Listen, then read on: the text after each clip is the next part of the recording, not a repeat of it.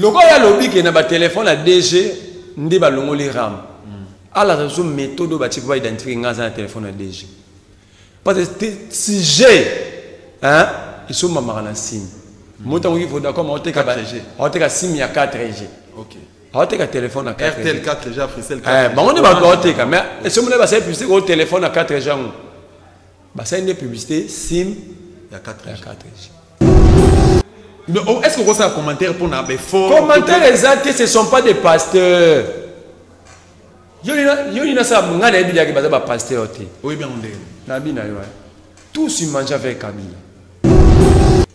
Nous avons combattu la résistance à Porto. Nous avons des missions. Nous avons des pasteurs qui sont toujours dans cet pouvoir. D'abord, on a une mission principale à l'église. L'église, il faut la côté faible. Ce n'est pas une église. Papa Archie Koutino peut aller à Kabila. Papa Archie allait à Kabila. Na milliers à Batou exceptionnellement assez de marquer. Alors ça nous sommes dans les faux. Faut te défendre ba faible ou ba bandimi na biso. Ba ça faible. Ya on ba lingela ebu. Ba lingela ebu. Ah nga bo makop. Ba kipa Kabila. Tony moi ba professeur de l'université. Comment était ça? Daniel Mbao. Ba réagir comment? Comment ils ont réagi? Voilà où le cerveau est corrompu au Congo. C'est là que il y a un concept, il y a Fatih Béton. Nous sommes dans l'inversion des valeurs.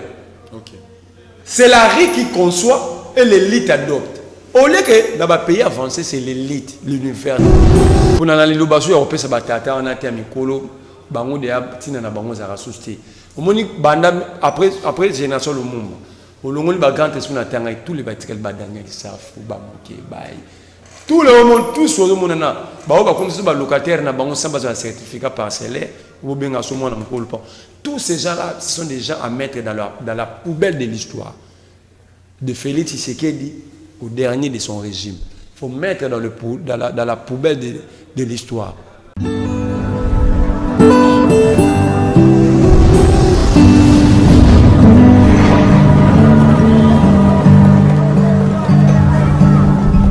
Jamais pareil événement n'était arrivé en public dans l'histoire du pays. L'identité des conjurés, au moins des 4 qui ont été pendus, a été connue par le fait qu'ils ont été surpris en flagrant délit. Et les autres, il y en aura bien. D'abord, le fait qu'ils ont été dénoncés par les pendus. Et ceux qui sont dénoncés sont en train de dénoncer encore d'autres. Y en a-t-il beaucoup? Bon, on ne sait pas encore parce que justement on est en train de poursuivre l'instruction. Et puis-je vous demander quelles sont les preuves qui ont été apportées au tribunal militaire d'exception qui a statué sur leur cas? En ce matière, il y a les preuves les plus évidentes, c'est les aveux faits par les intéressés eux-mêmes, lors de l'instruction qui a bien longtemps précédé la comparution devant le tribunal spécial. Puis-je vous demander quels sont les faits particuliers qui ont motivé la sévérité du tribunal d'exception? D'abord, c'est une question évidemment qu'on aurait pu poser au tribunal, parce que moi je ne suis pas du tribunal. Vous savez que dans ce domaine-là, le tribunal est toujours indépendant, très indépendant même. Mais il y a l'opinion surtout. Vous savez que l'opinion était très émue, l'opinion congolaise, au moment où le pays est en train d'entamer une guerre acharnée pour son indépendance économique, des connivences avec même les intéressés. Ces gens voulaient alors renverser le régime. C'est comme ça que le pays était très ému, très affecté par les coups. Et étant donné que les juges sont des hommes, évidemment, ils ont été influencés par la même... Et puis... L'action pénale ne doit pas être toujours répressive, mais elle doit aussi être préventive. Éducative. Il faut qu'on prévienne, éducative et préventive aussi, qu'on prévienne tous ceux qui non seulement étaient dans le coup, mais tous ceux qui aussi attendaient leur tour pour y passer, pour qu'ils puissent y voir avec quelle sévérité on finit ces genres d'infractions. Moi, vous avez ensemble, réaction a été une série de mots par rapport à Liwa et Mamba Kimba Bamba. Un mot par rapport à ça. D'abord, pour des raisons de l'histoire. Non, on a commenté. Il y a commenté. Voilà. Pour comprendre. Pour des raisons de l'histoire, la RDC n'était pas née État voyou en 1960. Ok. La RDC était née un État démocratique en 1960. Il y avait 45 partis politiques. Ok. Lumumba était élu Premier ministre démocratiquement, avec sa majorité parlementaire. Kassavou avait négocié la coalition avec Lumumba pour être président. Ok. Donc, on était dans le prescrit, dans la ligne de la démocratie normale. Tant au coup d'État, Salami Mobutu a sali appel na ba jeune université ba Tshisekedi wa Mulumba ba Liaou ba papa Jonas Mukamba kadi atanzemba ekiri wana tu Herbaye ba velléité faut pas oublier Kimba était le dernier premier ministre sous Kasavu. OK. Ba velléité dictature et bandi ba Tshisekedi na Mobutu ba omuntu comme ça la partie état ba ça la MP parce qu'il faut pas ça Tshisekedi a participé à la fabrication, c'est l'architecte. Il est parmi les architectes principaux de la dictature à Mobutu. Il a participé. Il y a les sols et sous-sols appartient à l'État. Non. Ça, c'est la loi Bakajika. Au président fondateur du mouvement populaire de la Révolution. C'est Etienne Tshisekedi. OK. Tant Bakimba Babi, non. Nous avons hérité un État démocratique. Tant qu'on donne Lawana. Basali complot Babi qui est Kimba. Basali quoi chef de file. Bamba, Anani, Bamba, Babi qui vient passer à Mobutu coup d'état. Libabe ya Lopa. Nabe équipe au monde reçoit coupe na martyr athée yangoana. La République doit se repentir. La République avait tué ses propres fils.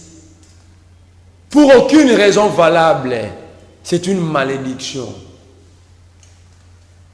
Et qui avait pris parole aux autres interviews? Etienne Tshisekedi. Qu'est-ce qu'il avait dit dans l'interview là? Ils sont pandis pour des raisons pédagogiques.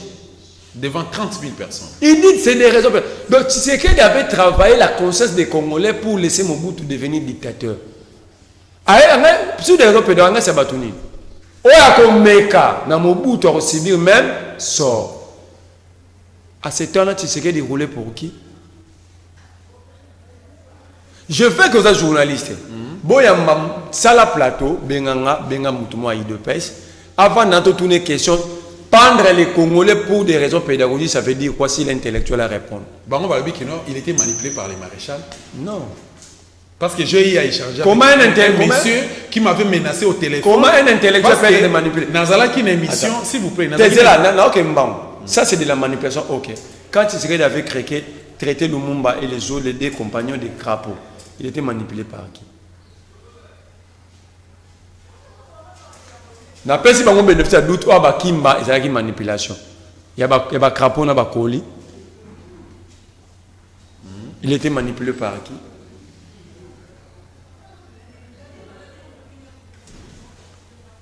Il servait Mobutu. C'est lui l'architecte qui a fabriqué Mobutu comme dictateur. Même si tu es manipulé, même si malgré tout mon thèse na doctorat, ni manuscrit nango, ni aussi basala saisi. Même mémoire na ya licence. À travers sur quoi? Mémoire assise à l'université. Oui. Non, à travers sur quoi? Babé travaille sur le droit coutumier. Mais bisous tout ça la recherche, tout qui est na bibliothèque, il y a une université de Kinshasa. Mais puisque ma référence. Il y a docteur de thèse. Non, il y a une licence. Si koyo, c'est intellectuel c'est un grand esprit, un grand esprit peut être manipulé. Les esprits supérieurs manipulent la rangoté. Ça c'est une insulte à Dieu, même aux esprits. Aux ancêtres, un esprit supérieur va manipuler. C'est lui qui manipule. On va manipuler Fidel de Castro. Lumumba a été manipulé. Kimbangu a été manipulé. Ce sont des grands esprits, les Kwame Nkrumah, les Kenneth Kunda, les Cheikh Anta Diop, les Sankara Thomas, les Tchèques. Autant que Simon Kimbangu. Natangi. Vieux Honoré Mbanda, bois qui manipulation. Honoré Nwanda. Jusqu'à ce que Babomier. Le grand esprit va manipuler la montée. Donc si Tshisekedi dit type par la Bengio, Abi que Tshisekedi a été manipulé, bon, on conclut donc Tshisekedi n'était pas un grand esprit. Ok. Et le grand esprit, le plus grand esprit, Jésus-Christ, on va manipuler. Moi, vous. Tous ont un sujet. En fait, le problème ici, depuis 1960, depuis que les Congolais ont commencé à détruire le Congo, il y a un grand esprit tout le monde. Simon Kimbangu, Honoré Ngwanda, Martin Folomone, isolé, Cardinal Malula, c'est la combat de démocratie. Le problème au Congo, la malédiction c'est quoi? Bobomi Batou, pour des raisons valables, c'est pour des raisons pédagogiques. Il dépend ça va combat de démocratie avant de Congolais tout. Le combat de l'homme était quel combat? N'est-ce pas le combat de la démocratie? Simon Kimbangu. Cardinal Maloula qui a exilé en 1980 dans Rome. À l'époque, Etienne Tshisekedi était avec Mobutu. Maloula a déjà combattu le régime Mobutu pour la dictature. Etienne Tshisekedi mangeait avec Mobutu. 1980. Il n'est pas falsifié l'histoire. En fait, un pays où l'histoire a été falsifiée à plusieurs reprises, altérée à tout moment. Un pays où le pays qui a tué ses propres fils pour des raisons pédagogiques. Ce pays-là est d'abord sous la malédiction spirituelle. Il n'est pas en connexion avec la spiritualité réelle Yambo Kawana. Parce que vos salibs ancêtres Yambo Kawana Mabé qui ont participé à l'assassinat de Lumumba, qui ont participé à l'assassinat de Kassavubu, de Maloula, Mosengo Awa, Ngwanda, Timo Kimbangu, des grands esprits à Congo, vous les avez tués. Vous pensez que ces pays-là, sa repentance, c'est un pays normal? Mais surtout qui est plus loin, ce sont nos frères congolais, les fils de ces pays, qui ont contribué à l'assassinat de grands esprits. Oui. Non. Il y a des Congolais de père et de mère. J'ai cité un, le capitaine de l'armée RCD, de la mer Mende, le terroriste d'Al-Qaïda, il est de père et de mère. Il a revendiqué l'attentat contre ses propres compatriotes. 2002. Ce n'était pas en 98. 98, pardon. Ok.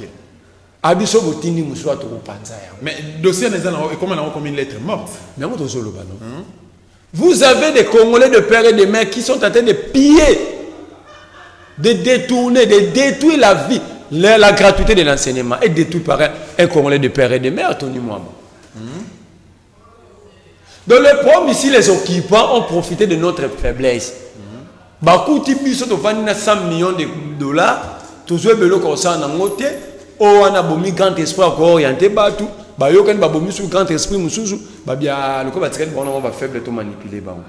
Les beaux autres tourner page, moi n'importe merle vous bandeko ba sepeli quand même ba moni lisusu, ba comprendre les vérités par rapport à assassinat, topé assassinat crime au Etienne Tshisekedi ya mon basala ka assassinat ya Mamba Kimba Bamba Anania na pont Kassavubu, ba moni bino moko déclaration officielle ouverte, il y a moi je suis de Moulumba par rapport à bana ya ba martyr lelo moi Joseph Okito Kulutu Nangai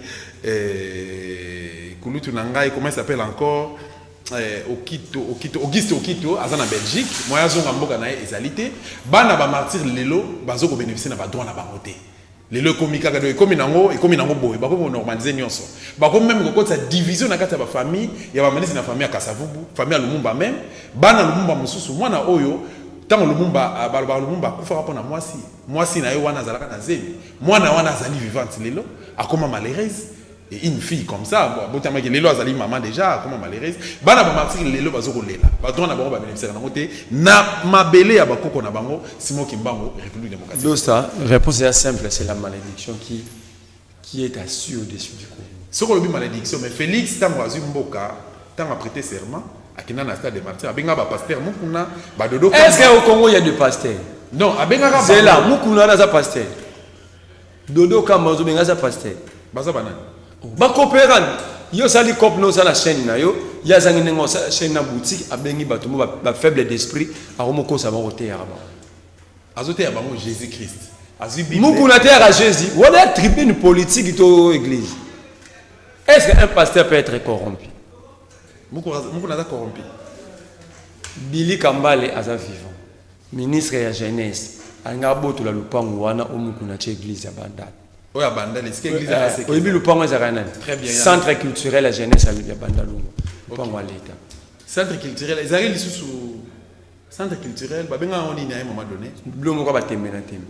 Tembe na tembe, ok. Donc bana Bandal il y a Kala et si ka oyo to benga tembe na tembe centre culturel, mais si que comme église à pasteur mukuna église. Est-ce qu'un pasteur peut faire ça? À ça là qui a la volonté naie, qui était derrière lui à l'époque? Kazuana Zana Kabila. Donc Kabila a fondé la Gaïpa. Azui.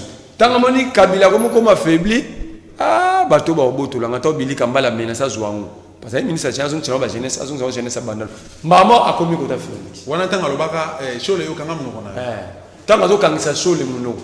Est-ce que muku no rocha débat na papier duplicateur na mesa? Ba développer thème moko na papier, that's true. Mais avec Dodo Kamba kakinza ça peut aller. Là sango ya zoba za akate mais pasteur a zoba zali. C'est vrai ça. Mais les lois comme Gotia va sango mal à l'aise, va reconnaître ba valeur va sango. C'est la malhonnêteté. Biso na ba Félix Tonola en intérieur de ces pour singa ba sango ba aider biso na komba. Tout ça, ça fait partie de la malédiction, la non-reconnaissance de l'apport des autres. C'est une malédiction. Même Nzambe, à 5 absolument, mais tu reconnaître Kazali. Quelqu'un qui t'a aidé aujourd'hui, demain au pouce, nous salit 1 km, et même toi, il a aidé pour ça 1 mètre ignoré. S'il n'était pas là, tu allais faire 1 mètre. Comment est-ce qu'on va atteindre 1 km? Bon, na faut la parenthèse mususu, moi comme c'est l'Anzambe na komba papa archbishop Poutino Fernando. Hier alobaka sauver le Congo.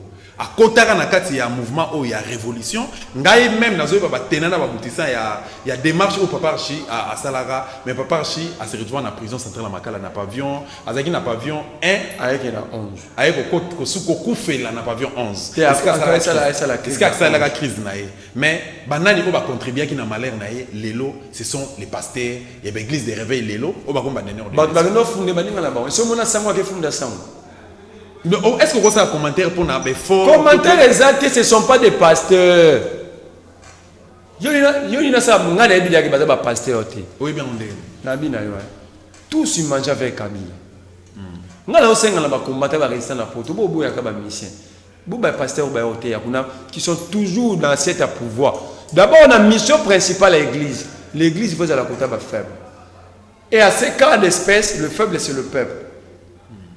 Il y a un rapport de force entre le faible et le fort. Mais quand l'église se retrouve aux côtés des forts, est-ce que c'est une église? Est-ce que c'est une église? Ce n'est pas une église. Papa Archi Koutino peut aller à Kabila. Papa Archi aller à Kabila. Tu as un millier de bateaux exceptionnels à se démarquer. Alors, nous sommes dans les faux. Il faut défendre les faibles ou les bandimina bisou. Baza faible. Il y a un balingue là. Balingue là. Ah, n'a pas ma cop. Bakepa Kabila. Est-ce que vous lancez un message de Papa Archi à Zolanda Biso? Tel n'a pas essayé matondo mingi na courage. Batamoki bakoro salonio sur les lobasu que ça va pas encore. Na état aux alliés na oza makasi Congo biso bana Congo. Oya solo to bundela mboka to bossa niote peut to roboa côté. Le même message ya pour na bana ba père à indépendance. Pour na ba père ba zene esprit supérieur au bongsa Congo et au bundela Congo. Bovanda kimia. Mvula te beti ton etanaka. Arc-en-ciel bima. Arc-en-ciel et silaka. Même Delija Noé vous avez na mokolomo et silaka. Et aussi là pour retrouver place na bino. Voilà. Problème en beaucoup République démocratique du Congo et ali malédiction oyo ba sali ba to bembeng ba sala nzamina ba politique congolais ba lata qui peut ba ko lati sango ba betimbula malédiction na kati mabele ya kimbangu yango moni rien ne marche na kati mboko na biso République démocratique du Congo et tant bozo ko za pouvoir na ndenge ya mabe yango moni ke ekosimba te pe boko continuer ko tâtonner na sema l'état pe boko lukaka bandoki na mipanzi bandoki na kati ba cabinet bandoki na entourage boko luka bandoki na kati ba famille na bino mais Congo ya kimbangu un jour grâce topé mbula mapamboli et ko betaka pe Congo ko zalaka délivrer poto to komo kenda soko basenele biso sengeli to kata to ko kata biso to betil sur la ramte mona boka me merle vous est-ce que vous pensez teke problème à ram et utara wapi évoluer ndenge nini et puis lelo to apprendre qu'il paraîtrait Félix Asengaki ba suspendre ba nilete mais ba suspendre a 5 suspension qui ba yo kaniba longola ram na ba téléphone à DG pour moni so ba bazo yiba maele pe ekitaka ya mona moyibi moko tasala ki moyibi tisuka bakangete suka oka bakanga ki mugobo kangeza mukolo yiba ki aliboso te ram si mute futa ram to téléphone ezani en fait to futa mona ba sim to tsaka unité na sim tout à fait loko ya lobi ke na ba téléphone à DG ndi ba longoli ram à la raison méthode où tu vas identifier un téléphone à DG. Parce que si j'ai, hein, ils sont ma sim. Moi, il faut d'accord, on a 4G. On a 4G. Ok. aoteka téléphone à 4 RTL 4 déjà, Frissel 4. Bon, on est pas aoteka, mais si on a publicité au téléphone à 4G, ça une publicité SIM, il y a 4G. Babi, ma téléphone à 2G, la deuxième génération. Si vous avez un téléphone à 4e génération, na 3e génération, tous on a SIM, total un téléphone de foot à yango. Comment vous avez ça battu belé, vous avez 30 personnes, vous décidez de ça battu. Bateau, bah téléphone à 2G, encore une fois, escroquer bino. Ok. Parce que unité quand on a le téléphone, et ce téléphone mon a Congo zawa, ils ont un SIM teza. Si on a chez SIM, on a joué réseau. Tout à fait. Si on a chez unité, on a téléphone qu'on a SIM. La SIM. Tu as un téléphone, pour téléphone, SIM et vendre dans la carte, il y a un téléphone. Mais en réalité, tu as un SIM, SIM est contrôler le réseau. Tout à fait. Parce que parfois, le bin a un téléphone de ma carte. Oh, le gars a un téléphone, tu as un SIM, comme ça, vous avez un téléphone. Vous avez une escroquerie, parce que c'est et l'étudiant de l'ILK était clair.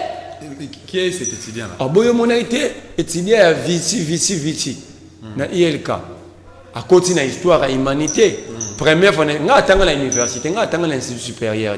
Okay. Première fois, j'ai vu un étudiant défendre les TFC dans une université.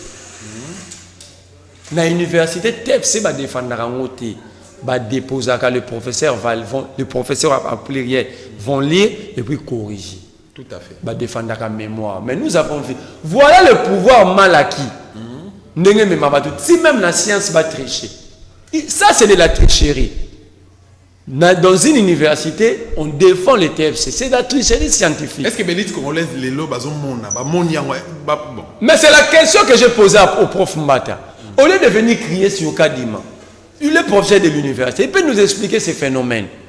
Qu'un étudiant de l'université, pas de l'institut supérieur, puisse défendre son TFC. Donnez-moi un professeur de l'université. Daniel Mbao.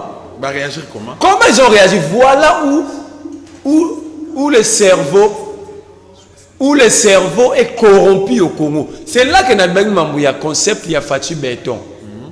Nous sommes dans les versions des valeurs. Okay. C'est la RI qui conçoit et l'élite adopte. Au lieu que dans les pays avancés, c'est l'élite, l'universitaire. Voilà, tout chité. Donc, RAM, c'est de l'escroquerie du siècle.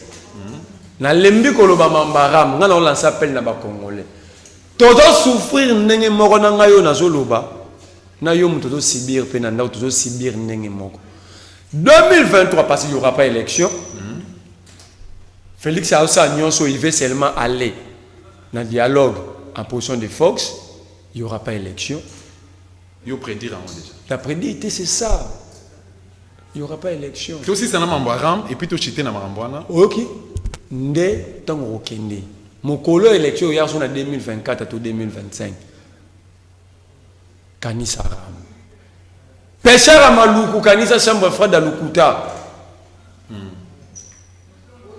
bana ya changu bo kanisa barrage photovoltaïque ba tshela mno libanga ba fingara Kabila wa cha Pierre ya Eroga libanga changu bozo sibie Kabila chaki libanga Eroga etonga mate kuna su libanga ya usine photovoltaïque etonga marate kanisa gratuité canard boité mirage bo ba chômeur ba kanisani ba chômeur ba kanisa manque emploi mais détournement chaque jour nous le bam de le belo moins important au ba kongoma il faut ba kanisa des sous 15 milliards de dollars disparaîtraient chaque année sous Kabila.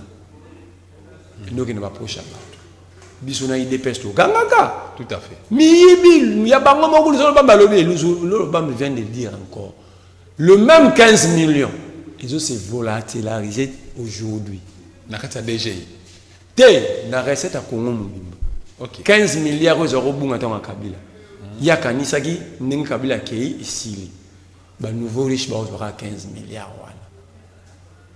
Donc cette affaire de 15 milliards euros côté de ma poche. Mais enseignant ba cancelo boté, so ba. Te enseignant ba kanisa souffrance, gratuité simbité, salaire simbité. Bon kanisa ndenge toni moi ba lobi ekuta yo keli bino mawa. Après si bino 20 000 francs. Ba élève ba kanisa ni élève. Ba élève ba kanisa lelo Dans l'histoire, même Hitler a salé, ben élève comment on a la gazé, na gaz lacrymogène. Pour basengi ka batanga.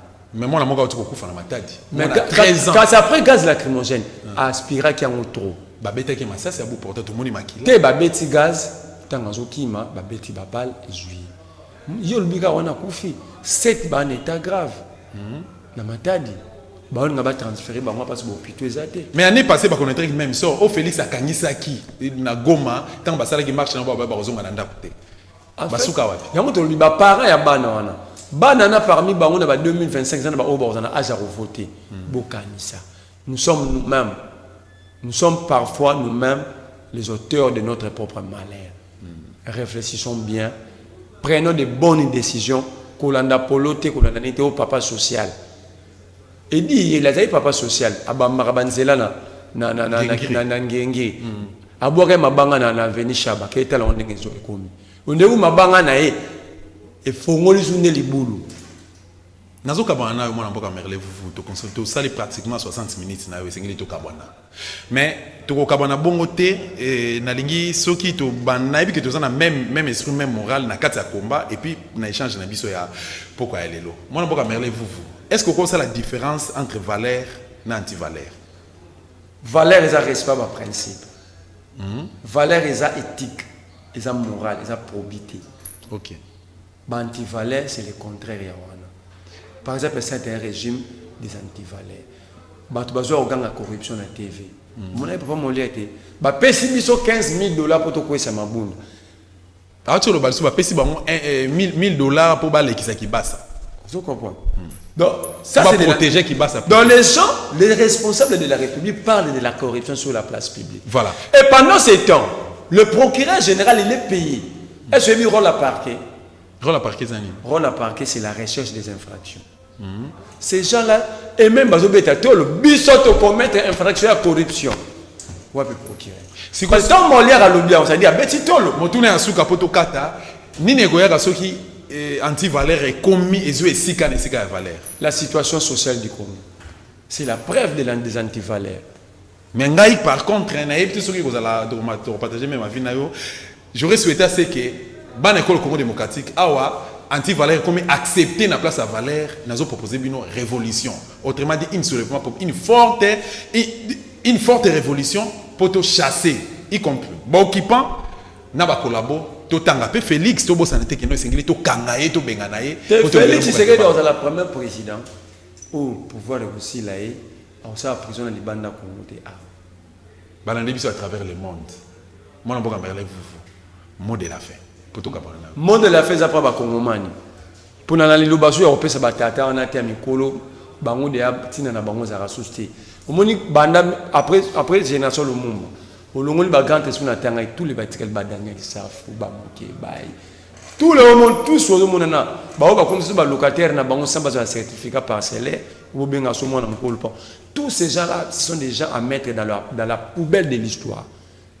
De Félix Tshisekedi au dernier de son régime. Il faut mettre dans la poubelle de l'histoire. Na ba Kongomani totelema. Soki to bundi biso mon côté, l'esprit de la révolution, il y a qu'à ceux qui vous ont en communion dans nos ancêtres. Nous avons insulté nos ancêtres. Nous avons pris ceux qui ont détruit l'esprit ancestral de Koumsa Bangobero, par exemple, Etienne Tshisekedi. Nous avons ceux qui ont participé dans la destruction ancestrale, culturelle, éducationnelle à Congo de Koumsa Bangobero. Alors je demande aux Congolais de revenir à la région. Pas aux soi-disant dirigeants, au Congolais, au peuple qui souffre le Golangaï. Revenons à la région. Valorisons nos héros, nos grands esprits, Maloula, Kimbangu, Kipanvita. Et vous allez voir ces esprits-là, ces esprits seront fiers de nous, ils vont se réveiller ils vont pousser les Congolais dans la rue sans qu'il y ait un leader. Merci beaucoup d'avoir répondu à notre invitation. Merci beaucoup à Balenado cette télévision. Merci à abonné à Bisso. Merci à Congolais Nyonso qui ont souffert injustement dans l'étendue de la République démocratique du Congo. 12 millions de Congolais qui ont parti Estambo qui tous inclinés. Tous inclinés plutôt davantage dans la mémoire. Tobo ça n'a toujours des Thérèse Kapangala, Hussein Ngandou, Daniel Botetsi, Mamadou Ndala, Général Baouma. Tobo ça n'a pas été Dorcas Makaya, Leki Nabiso, Mona Nabiso, Maman Nabiso et Nzamba Lola Penzamba Bakoko à cause de Nabiso. Maman Catherine Ngwanda to de émission. Merle vous pas passer en beauté, Dostin Nyoso, pas passer en beauté. Ingeta.